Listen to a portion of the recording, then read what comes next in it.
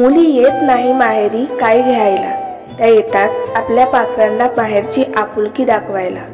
सासर माहेरचा धागा घट्ट विणायला, भावाचा सुखाचा संसार बघायला, आई बापाची माया हृदयात साठवायला, माहेरमधील बालपण आठवायला, सासूरवासीन सगळ्यांशी सुखदुःख हलकं करायला, भाऊ भावजेकडून माहेरवाशीन आनंद घ्यायला.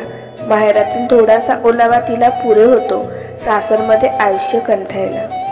मैत्रीणा समजायची असते ना गाजवायची असते, ती तर नुसती रुजवायची असते. मैत्रीणा जीव द्यायचा असतो ना घ्यायचा असतो, इथे फक्त जीव लावायचा असतो. नाती प्रेम आणि मैत्री सर्वत्र असतात, पण हे तेथेच थांबतात जेथे त्यांना आदर मिळतो. बऱ्याच वेळा औषधे घेऊनही बरे वाटत नाही, परंतु चौकशी केल्याने प्रसन्नता वाटते. कसे आहात आपण? जसे आहात तसेच राहा. नेहमी लोकांच्या आवडीनुसार बदलायचा प्रयत्न केला तर आयुष्य कमी पडेल. काही व्यक्तींच्या आयुष्यातील स्थान एखाद्या हारातल्या दोऱ्याप्रमाणे असते. दिसणे महत्त्वाचे नाही तर असणे महत्त्वाचे असते. खरं प्रेम करणारी व्यक्ती तुमच्याकडे काहीच मागत नाही, कारण तुमचा मिळणारा वेळ आणि तुमचा मिळणारा प्रेम हेच पुष्कळ असतं त्यांच्यासाठी. घडून गेलेल्या गोष्टीचे दुःख करून आपण आपल्यालाच त्रास देतो. गेलेल्या गोष्टीकडे पाहत राहण्यापेक्षा पुढील मार्ग पाहावा. कदाचित परमेश्वराने आपल्याला यासाठीच डोळे मागे न देता पुढे दिले आहेत. संवाद साधायला काय लागतं? भाषा, शब्द, विषय, निकड? नाही, या कशाचीच गरज नसते. आंतरिक जिव्हाळा असेल तर संवाद कुणाशीही साधला जाऊ शकतो. हो आणि नाही हे दोन छोटे शब्द आहेत, पण ज्याविषयी खूप विचार करावा लागतो. आपण जीवनात बऱ्याच गोष्टी गमावतो, नाही लवकर बोलल्यामुळे आणि हो उशिरा बोलल्यामुळे. सुख सुविधा असणे म्हणजे समाधानी असणे हा केवळ गैरसमज आहे. आपण आहे त्या परिस्थितीत आनंदी असणे म्हणजे समाधानी आहे.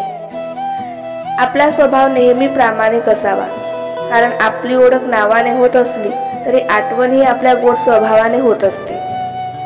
शब्द जपून ठेवतात त्या गोड आठवणी, आणि शब्दांमुळेच तरळते कधीतरी डोळ्यात पाणी. म्हणूनच जो जीव जिंकेल तो मन जिंकेल, आणि जो मन जिंकेल तो जग जिंकेल.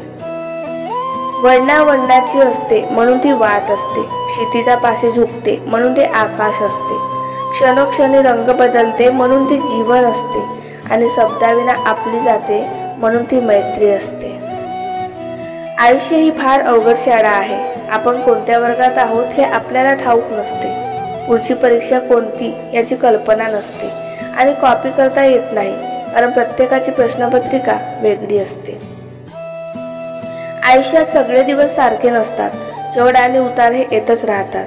फक्त चढ आला की माजायचं नाही, आणि उतार आला की लाजायचं नाही. माणूस देवाकडून लाखो करोडो रुपये मिळावे अशी अपेक्षा करत असतो, परंतु जेव्हा मंदिरात जातो तेव्हा सुट्टे पैसे शोधत बसतो. जोपर्यंत मनाला आशेचे पंख आहेत, हृदयामध्ये धैर्याचे वादळ आहे, अंतःकरणात जिद्द आहे, भावनांना फुलांचे गंध आहेत, डोळ्यासमोर खुले आकाश आहे, तोपर्यंत येणारा प्रत्येक क्षण आहे. कोणत्याही सकारात्मक विचारांना कोणतेही विष मारू शकत नाही, आणि कोणत्याही नकारात्मक विचारांना कोणतेही औषध वाचवू शकत नाही.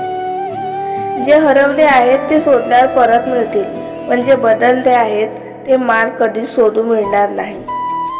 संसार ही अशी गोष्ट आहे की ज्यात पगाराला किती नाही गुणलं तरी भागत नाही, गुणानं राहिलं तरच भागतं. ज्याने आयुष्यात पावलोपावली संघर्षाची झळ सोसली तीच व्यक्ती नेहमी इतरांना आनंद देऊ शकते, कारण आनंदाची किंमत त्याच्या एवढी कुणालाच ठाऊक नसते. नाती आणि बर्फाचे गोळे एकसारखे असतात, ज्यांना बनवणं सोपं पण टिकवणं खूप अवघड असतं. दोघांना वाचवण्यासाठी फक्त एकच उपाय, कायम शीतलता ठेवा. देवाने आपल्याला काहीतरी दिलं पाहिजे म्हणून देवळात जाऊ नये, तर देवाने खूप काही दिलंय म्हणून जायचं. ज्ञानाने, मनाने व मानाने एवढे मोठे व्हा की भाग्यवान शब्दाचा अर्थ तुमच्याकडे बघून समजेल.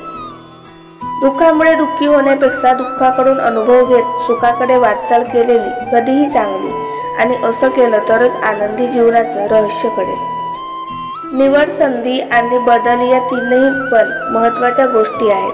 संधी दिसता निवड करता आली तर बदल आपोआप होतो. संधी समोर दिसूनही ज्याला निवड करता येत नाही त्याच्यात कधीच बदल घडत नाही. आयुष्यात आनंदी क्षणासाठी पैशाने कमवलेल्या वस्तूपेक्षा स्वभावाने कमवलेली माणसे जास्त सुख देतात. छोट्या छोट्या गोष्टीतही भरपूर आनंद घेता येतो, फक्त मन समाधानी असलं पाहिजे.